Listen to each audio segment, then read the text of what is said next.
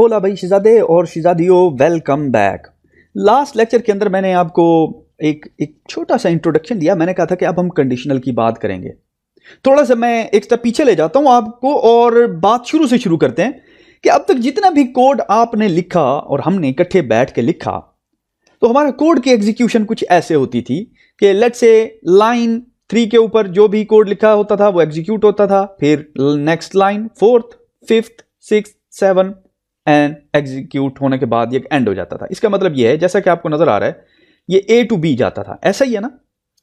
However हमारे पास कोई ऐसा मैकेनिज्म नहीं था, पहली चीज ऐसा मैकेनिज्म नहीं था कि हम कोई मिडल वाला कोड स्किप करा सकें। मेरे पास ये नहीं था कि यार चलो A को एग्जीक्यूट करो, B और C स्किप करा दो, फिर D E एग्जीक्यूट करो। मेरे पास ऐसा कोई मैकेनिज्म नहीं था, नहीं आया ना।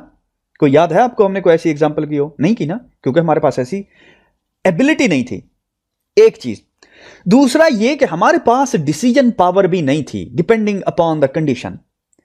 उसकी मिसाल ऐसे ले लीजिए, इमेजिन करें आप जंगल में जा रहे हैं सफारी के लिए, सफारी करने, लेकिन ऑफ कोर्स जंगल में शेर, चीते, भेड़िए, एलिगेटर और बड़े खतरनाक किस्म के जानवर भी होते हैं। तो आप पॉइंट ए से निकले और पॉइंट बी पे पहुंचे। अब पॉइंट बी के ऊपर दो रास्ते हैं, एक रास्ता सी की तरफ जाता है, ये बी पर पहुंचे आप, और दूसरा रास्ता डी की तरफ जाता है। दो रास्ते हैं। अब आप यहां पे आए इस जगह पे, और इस जगह पे आपको एक भूत नजर आया, ऐसा, ठीक है, एक भूत नजर आया। अब मुझे बताइए कि बी के ऊपर आपको एक कंडीशन मिल गई है कि भाई या तो भूत की तरफ जाओ या एक सेफ रास्ते डी की तरफ जाओ। तो फिर आखिर अब आपने डिसीजन लेना है ना, डिपेंडिंग किसके ऊपर? कंडीशन के ऊपर। तो आप क्या करेंगे? आप इस सारे कोड को छोड़ देंगे, इस सारे रास्ते को छोड़ देंगे, ठीक है, और सीधा डी की तरफ आ जाएंगे। तो इसका मतलब यह है कि ये कोड एग्जिस्ट करेगा, हाउएवर ये स्किप हो जाएगा डिपेंडिंग अपॉन द कंडीशन। अब जरा हम इसको, इसी एग्जांपल को मैं आपको जरा दिखाने लगा। ये देखिए, हमारे पास ये ऑलरेडी थी कोड जो कि बेसिकली लीनियर फैशन में मूव होता था। अब हमने पढ़ा था बूलियन, याद है आपको, ट्रू एंड फॉल्स। तो मैं यहां पे ट्रू लिखता हूं और यहां पे मैं फॉल्स लिखता हूं, सही है। अब जरा आपने गौर करना है कि हमारे पास होता है इफ, कीवर्ड है इफ। वो ये चेक करता है कि कंडीशन उसके सामने क्या है। जैसे कि मैंने आपको बताया भूत की कंडीशन, इफ कंडीशन, अगर कंडीशन है भूत, भूत, देन प्रिंट क्या? Move left. इंटरेस्टिंग। हाउएवर भूत कोई बिल्ट इन चीज है नहीं पाइथन में कि मैं उसको समझा सकूं कि यार ये खतरा है, क्योंकि पाइथन को भूत से कोई खतरा नहीं है। ये तो खतरा मुझे है ना। पाइथन तो भूत से नहीं डरता, पाइथन तो खुद भूत है, इसने कितने लोगों को डराया हुआ है। तो इसका क्या हल है? इसका हल ये है कि हम बूलियन यूज करते हैं कंडीशन की जगह पे। तो ये बेसिकली वैल्यू जो है ना, ये कंडीशन है, कंडीशन। और हम कहते हैं कि ये कंडीशन दो तरीके से चेक हो सकती है, ईदर ये ट्रू हो सकती है या फॉल्स हो सकती है, सही है। तो अब मैं रिप्लेस करने लगा हूं, मैं कहता हूं इफ कंडीशन इज ट्रू, यानी कि अगर भूत एग्जिस्ट करता है, मैं कह रहा हूं, ये देखिए, अब मैं इसको कह रहा हूं bhoot is equal to true. However मैं यहां पे डायरेक्ट ट्रू लिख रहा हूं, मैं इसको रन करता हूं, if bhoot is equal to true move left. Make sense? अब वो मूव लेफ्ट हो गया। अब यहां पे मैं रिप्लेस करने लगा हूं भूत को, बेसिकली मुझे डायरेक्ट डालने की जरूरत नहीं है। इफ भूत यानी कि इफ ट्रू, तो फिर ये ब्लॉक ऑफ कोड एग्जीक्यूट करना है। रन करता हूं, मूव लेफ्ट। इंटरेस्टिंग। अगर भूत नहीं है, दूसरी कंडीशन हमारे पास यही होगी ना, तो ये तो भूत नजर आ गया ना बी पॉइंट के ऊपर। अगर भूत नहीं नजर आया तो उसके लिए एल्स का कीवर्ड होता है और इसके साथ कॉलन होता है, फुल कॉलन। और इंटर जो ही करते हैं, तो अगर आप गौर करें तो ये ऑटोमेटिक स्पेस ब्लू कलर में जो नजर आ रही है, ये आ गई है। इसको कहते हैं इंडेंटेशन। इंडेंटेशन पाइथन का जो रीढ़ की हड्डी है ना, पाइथन के जो बेसिक कॉन्सेप्ट, जो जिसके ऊपर पाइथन का आर्किटेक्चर खड़ा हुआ है, वो इसका इंडेंटेशन कॉन्सेप्ट है। क्योंकि गुइदो वान रासम ने, जब वो एबीसी प्रोग्रामिंग उस वक्त, उस जमाने में जब वो बन रहा था सॉफ्टवेयर इंजीनियर नीदरलैंड की कंपनी में, तो उसको सबसे बड़ा मसला यही आ रहा था कि जिब्रिश थी, प्रोग्रामिंग समझ ही नहीं आती थी कि कोड कैसे करना है, और ह्यूमन रीडिंग के लिए वो इतनी कंप्लेक्स थी। तो उसने फिर क्या किया, उसने कहा अच्छा यार इस तरह की प्रोग्रामिंग करते हैं, बनाते हैं जो कि देखने में खूबसूरत दिखे और लिखने में आसान हो। तो इसलिए उसने ये इंडेंटेशन का कॉन्सेप्ट दिया कि मुझे, अगर आप जावा में चले जाएं, मैटलैब में चले जाएं, दूसरी प्रोग्रामिंग में चले जाएं, तो वहां पे आपको ब्लॉक ऑफ कोड डिक्लेयर करना पड़ता है। ब्लॉक ऑफ कोड को डिक्लेयर करना पड़ता है बाकायदा तौर पे, उसके लिए अलग सिंटैक्स लिखना पड़ता है। लेकिन इसके लिए कुछ भी नहीं करना पड़ता, आप सिंपल इंटर करते हैं and you are good to go. और यहां पे कहता हूं else move right to D, ठीक है, move left to D, move right to C, ठीक है। इसको एग्जीक्यूट करते हैं, मूव लेफ्ट टू डी। क्यों? क्योंकि भूत खड़ा हुआ है अभी। अगर यहां पे मैं भूत को फॉल्स कर देता हूं, रन करते हैं, now it's move right to C, अब ये सी की तरफ जा रहा है। क्यों? क्योंकि जब ये कंडीशन फॉल्स हो गई तो ये पूरे का पूरा कोड, अगर मैं इसको क्लोज कर दूं तो ये एग्जीक्यूट नहीं होगा, क्योंकि ये एक ब्लॉक ऑफ कोड है। अगर आपने गौर किया हो, मैंने जो ही इसको प्रेस किया ना, ये ब्लॉक ऑफ कोड, अब पाइथन इंडेंटेशन की बेस पे ब्लॉक ऑफ कोड को डिस्टिंग्विश कर रहा है कि अच्छा ये इकट्ठे रन करना है, ये इकट्ठे रन करना है। अब देखिए कि हमारे पास इफ और एल्स दो ब्लॉक्स ऑफ कोड हैं, और वो किस बेस पे रन हो रहे हैं? इस भूत की कंडीशन पे। अगर भूत क्या है? ट्रू है, तो ये रन होगा। अगर भूत फॉल्स है तो ये रन होगा। वेरी सिंपल है ना, इसमें तो कोई प्रॉब्लम नहीं है। एक्सीलेंट।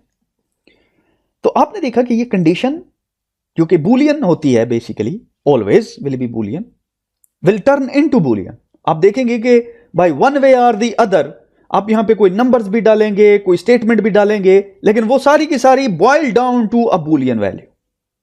चलिए एक और छोटी सी एग्जांपल करते हैं। इमेजिन करें हमारे पास एक कैट है, ठीक है, और उसकी वैल्यू ट्रू है, यानी कि कैट एग्जिस्ट करती है, और एक माउस है और उसकी वैल्यू भी ट्रू है एट द मोमेंट, ठीक है।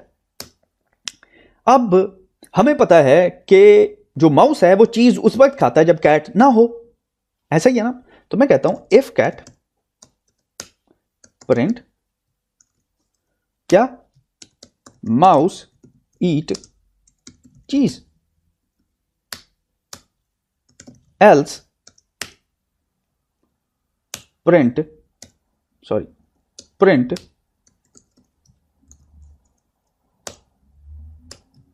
माउस रन अवे,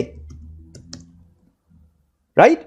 अब अगर कैट आ जाती है बिल्ली, अगर ये ट्रू है तो बेसिकली मुझे माउस को दौड़ाना चाहिए। अगर कैट ट्रू हो तो ये मैं यहां पे डाल देता हूं, और अदर एल्स माउस ईट चीज, ठीक है। अगर कैट ट्रू है, अगर बिल्ली कमरे में एग्जिस्ट करती है, cat in the room is true, ठीक है, तो फिर mouse run away, else mouse eat cheese. तो चलिए कैट पहले एग्जिस्ट करती है, ठीक है, मैं इसको रन करता हूं, इफ के साथ यहां पे रिप्लेस हो जाएगा, basically cat is equal to true, तो यहां पे रिप्लेस हो जाएगा ट्रू। इफ ट्रू, अगर कैट ट्रू है तो mouse run away. Make sense? अब जरा आपने गौर करना, मैं इसको रन करता हूं और माउस रन अवे। हाउएवर अगर कैट चली जाती है, फॉल्स हो जाती है, cat in the room is false, cat false हो गई है, कैट नहीं है, और मैं इसको रन करता हूं, माउस चीज खा जाता है, माउस ईट चीज। ओके, नाउ मेरा क्वेश्चन यहां पे एक ये है कि चलिए कैट नहीं है, what if house owner is there? एक थर्ड कंडीशन आ गई है। अभी तक तो हमारे पास बाइनरी ऑप्शन थे ना, इधर सी की तरफ चले जाओ, डी की तरफ चले जाओ, इधर बिल्ली है या बिल्ली नहीं है। What if there is more than one option? Cat के अलावा, चलो कैट नहीं है तो हाउस ओनर तो है ना घर में बैठा हुआ, तो जब हाउस ओनर होता है तब तो माउस चीज नहीं खाता, या खाता है? नहीं खाता।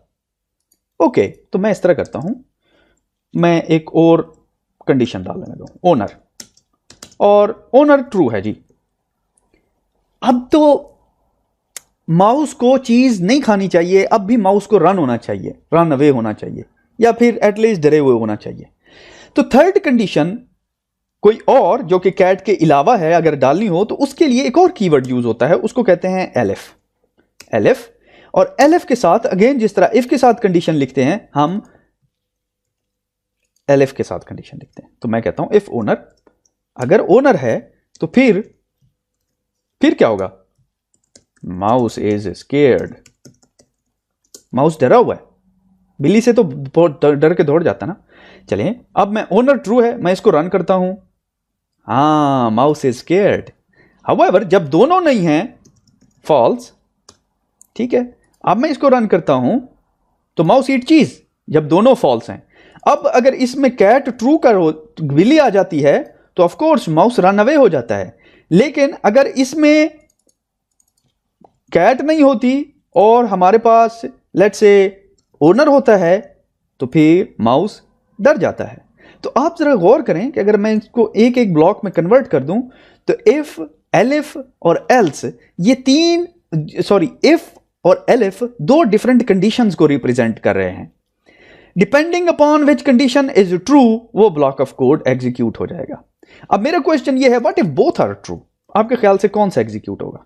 तो चलिए देखते हैं। मैं इसको जो ही रन करता हूं तो माउस रन अवे। उसकी रीजन ये है कि जो पहला ब्लॉक इनकाउंटर हुआ वो कोड एग्जीक्यूट हुआ, जो पहला ब्लॉक ट्रू के साथ इनकाउंटर हुआ वो कोड एग्जीक्यूट हुआ, बाकी सारी चीजें स्किप हो गई, बाकी सारी चीजों को एग्जीक्यूट नहीं किया गया। लाइन 9 to 11 रन नहीं हुआ। Make sense? Very easy, right?